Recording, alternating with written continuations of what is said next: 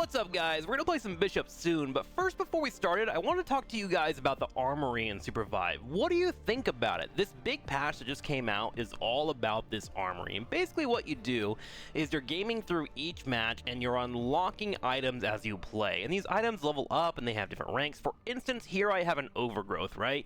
You can move through small trees, gaining movement speed for 3 seconds.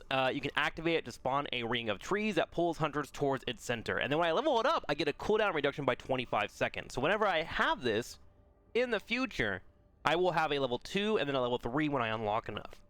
The thing is you unlock it by unlocking this Prisma down here in the bottom left while playing in games, and then you come to the Forge and you kind of gamble on it in a loot box system or in the daily specials and weekly specials. Now, on one hand, when you unlock everything, it's yours and you're set for the season. You'll have available to you. You can buy it in stores. You can try and really narrow down your builds on certain characters. But on the other hand, this is going to be reset every single season. So you'll have different perks, you'll have different kicks, you'll have different grips, you'll have different relics, or they'll change out the balance and then put out the same items. So my question is, what do you guys think about that? Is it cool? Do you like it? For me, that someone that's grinded about 10 to 12 hours, this is all that I have right now, and I still have a lot of legendaries missing.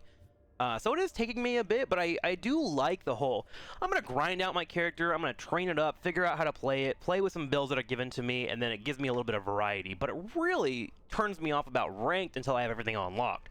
So I don't know. What do you guys think? Do you think it's really cool? Do you want to see more of it? Let's go play some Bishop and see what we can do.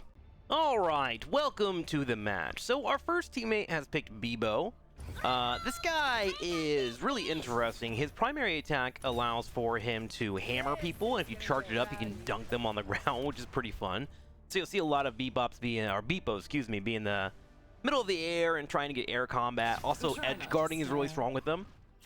They have a couple of heals, fire damage, ice. Really fun character, actually. He plays with different elementals, and then he has like a little race car that can run people down. Then we have Bishop, who's good at charging people down and going into full CC.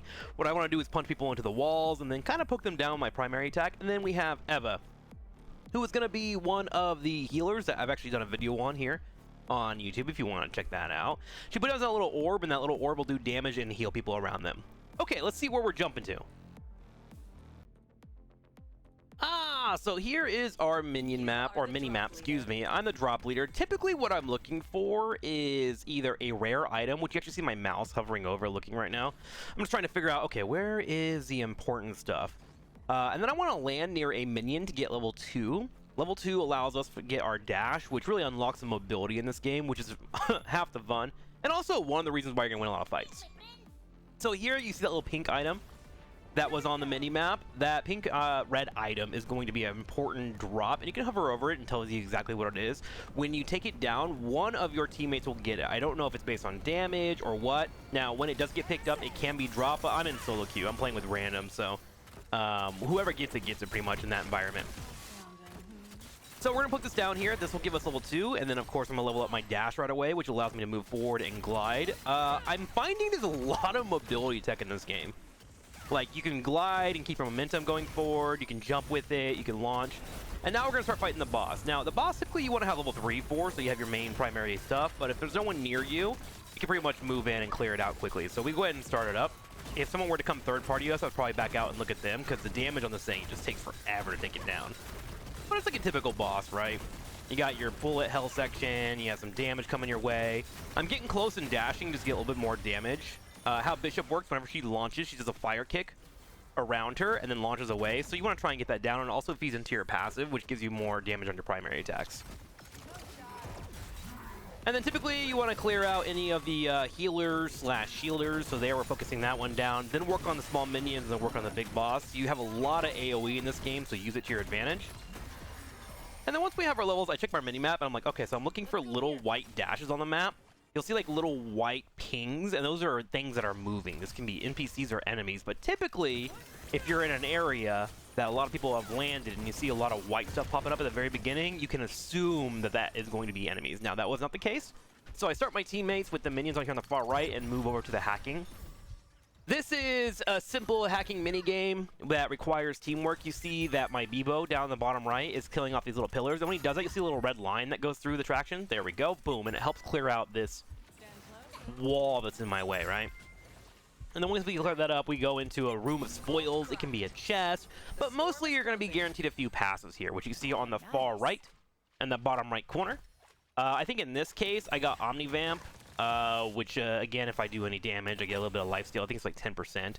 And then something else. Actually, I don't know about the Armory, if those level up to do more. Which they do. I worry a little bit about it. But I see what they're trying to do with this Armory system. They're trying to get you to come in and grind the new season and maybe normals before you move into rank, get your gear, get your stuff, figure out your builds, and then go into rank once you figure out what's going on. I just wonder if, like, gamers are going to do that. I'm trying to do it. Overall, I thought I would hate it. It's okay. It's not bad. I've put like 10, 11 hours in. I don't have too much locked. Ooh, hang on, we got to fight here. So immediately when I see that I'm at a disadvantage, I'm trying to poke them and then try to get them to chase me and find a one-on-one. If I get a one-on-one, I can play around corners like you see here. Put out my little punchy punch, poke them, and just get them in general in a situation where like I'm able to have a one-on-one. One-on-ones I feel very, very comfortable with.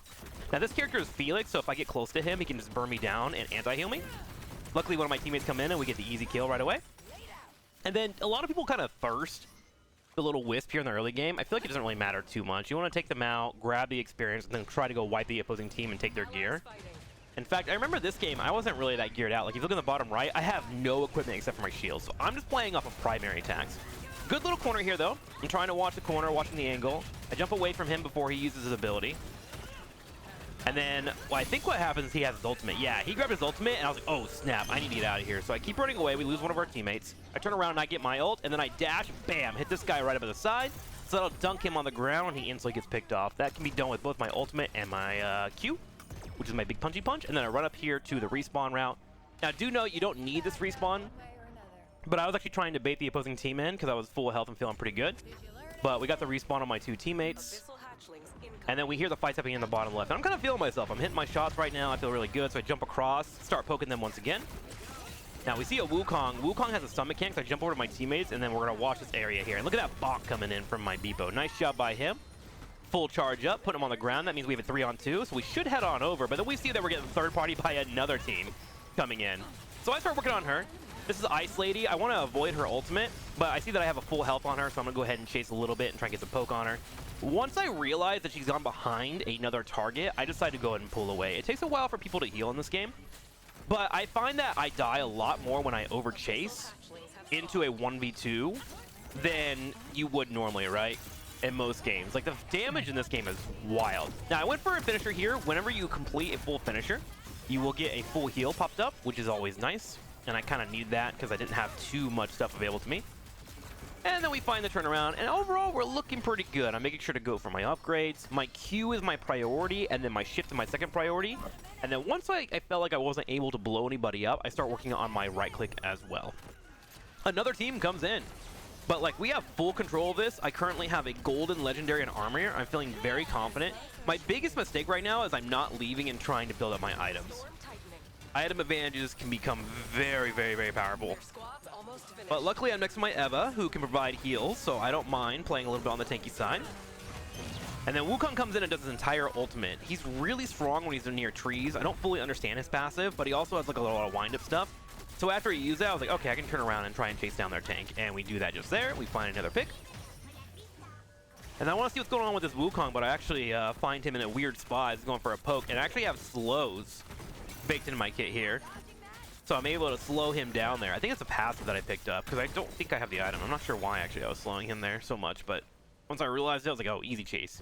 Wukong's kind of weird, because he's like super melee-based, where a lot of the characters in this game have some kind of primary attack or some kind of range attack, and Wukong is just like all about setting up a deception, right? So we see them above us. I want to try and grab some items, because I don't have any, so I go for quick buys. I think I grab Dash, Omnivamp, and then a little bit of Boots. So I get a little bit of movement speed, I get a little bit of lifesteal, I move in, I'm like, all right, I should be able to fight, and then I just get completely bonkered. And that shows you like how strong I was doing in fights, right? I was like, okay, I was doing pretty good in fights, but the moment I walk into somebody that actually has items, how quickly you can be destroyed. So pretty important to find those items, so massive mistake. I need to be better about identifying that, and I'm working on that, man. I'm still kind of new to the game. So I ping my Bebo. I'm looking at the map, telling where the respawns are, keeping an eye on him. I'm like, oh no, he might get picked off here. He goes for a knock and misses it. But luckily, he's able to dash out just barely. Running to the fight, and I ping another respawn, see if he can get over there. His ultimate will allow him to run down there quickly. if he would like. Instead, he grabs a speedster bike. These things are incredibly powerful. Feel free to use them. You can also shoot them and turn them into little mini nukes if you need to in a pinch. And I'm able to come in. Now, I am missing out on health potions, things like that. So I'm like, okay, I need to go to a Curio right away. But Eva's actually able to heal me, and we find another team coming towards us. So I decide to go ahead and start controlling an island. I jump on this island over here, and I just start throwing out punches, right? I want to keep this guy in a weird position. I want to make sure that he's having to constantly glide in and that we're at a full advantage. Now, you can see, I tried to go for an execute there. Decided against it, as I got poked from the north side. He runs in and tries to go for a blow up. We put some damage on that, and now it's going to be nuked. You see how it turns into a main nuke? We all pull away and barely get away from the area, but they're starting to get really, really low on their gliders. You can see it next to the left side of the portrait. Once it starts burning red, that means they're about to drop, and we're able to burn them out. Okay, so now I'm desperately looking for anything. I wind up picking a couple items up. The one on the left, the little purple one down there in the bottom right corner, the far left, that is going to be like some kind of tether that I've never played before. In fact, I don't even think I have that item unlocked in my armory. So you can pick up items from other people that have unlocked stuff in their armory and make it into your build. But you're not guaranteed to get something good, right? And if you don't know how to play with it, which is the case here for me, you might want to trade it out, which I think I wound up doing.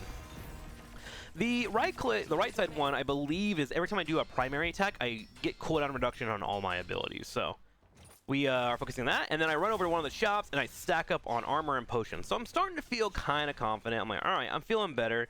I wish I did have my golden shield from earlier, and I look at the map, and I go, ooh, there's combustion here. So I'm pretty sure what this does, it puts a passive on your entire team, if I remember correctly, on this thing, where whenever you do primary attacks, there's a slight explosion, which can make it really, really good for poking people down. Which, with my current build, is a pretty solid choice, because I picked up that ability that every time I do a primary attack, it brings ability cooldown reduction, right, that relic. So I decided, okay, we should probably get this. We start clearing it out. It is a weird little mini boss. You have to clear the little purple things near it, and then they'll extend across the map. So you gotta clear all 4 of these, and then you can start doing damage to it. So these things are designed to create a lot of splash, a lot of sound, so people can come in third parties, so you need to be careful. We're leveling up our right click. We're trying to go for full damage. We see a snipe on the far right coming towards us, so I start peeling to the left, and I get ready to put my Q right for the last hit, because I want to make sure that I get it. We grab it, and now we all have the passive combustion available to us. So we're feeling pretty good. And if you look in the top left corner next to my mini map, you can see how many teams are left. There are currently 3 teams left. So we are in the money making. And in fact, another thing you can look at, there's a lot of stuff on the UI I know. Top right corner is a little orange button that says a 4 above it. That is saying, based on where I place, how much points I am going to lose or win based on my win at the moment. So keep an eye on that. That's how you know if you're in the winnings or in the losers for ranking up. So we got a Blinkstone here. This has looked pretty good. I was like, oh, that seems kind of nice, but I don't think I actually used it at all. There's so many items that have like activatables and whatnot. And this game is so important about positioning that like I really just need to grind out maybe another 100 hours before I can even talk about these. So my apologies if you're watching this build. I'm not going to be too helpful when it comes to builds. Just know that I'm lost if you feel lost, and I'm really working on it and figuring out the mechanics. The good news is this game is really fun, and I do want to figure them out, so that's always a positive. Okay, so we go ahead and stack up on armor, as well as stacking up on health. Another thing I have to work on, too, is just, like, in general, using more activatables, and I think I tried to use a few more today. Like, you can get walls and whatnot, toss them on the ground. You can get wards to look around. So yeah, I came up here in the top left corner. Oh yeah, I think that's exactly where I did it actually. I picked up the spike wall and I was like, you know what? I need to start putting down stuff. So I put down a couple of walls in front of these waterfalls, and then I realized like, you have to commit fully. You cannot move or you'll break the animation. You have to commit fully to putting this wall down. So I put a couple down, and then my team was like, let's roll out. And so they left, which, you know, that's solo queue. A lot of people don't kind of just sit in these type of games. I've learned a lot in battle royales that if you have a space of area that's like really good, and I feel like the waterfalls, that maybe we could hang out there. But I go with my team. I'm a MOBA player. I understand if my team has decisions, go with them, because you're not gonna get them to do what you want to do. Okay, so we jump on this train track. We find the other team here. We know it's in the top 2. I try to go for an ult combo to knock him off, and I just barely miss it. It's so hard to hit that thing. So I start poking down the front line, and then I realize my front line's in trouble, so I run over to try and help out. Because I'm pretty healthy, right? So I want to try and tank. Trying to play around the side here. He goes in for a hard engage. It looks like he gets a couple of kills, but then I didn't didn't realize there was a train coming. And we lose as we get ran over. GG has been called, and that is Supervive, guys. Hopefully you enjoyed today's ranked game. Let me know what you think about the Armory in the comments below, and I'll see you next time.